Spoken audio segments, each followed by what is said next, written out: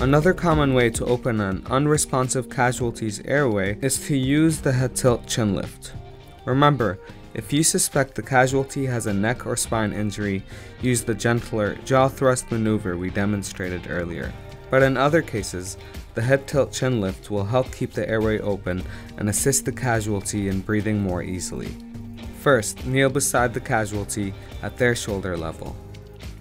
Place one of your hands on the casualty's forehead and apply firm backward pressure with your palm to tilt the casualty's head back.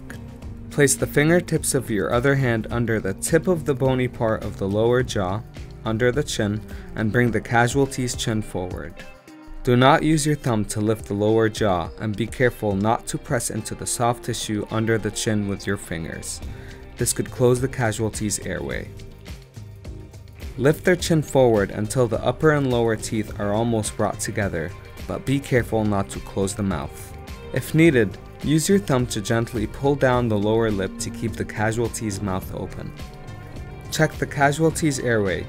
If you see any solid objects in the casualty's mouth, whether it's food, loose teeth, debris, any foreign material, use your fingers to carefully remove the material as safely and quickly as possible. Otherwise, it could block their airway.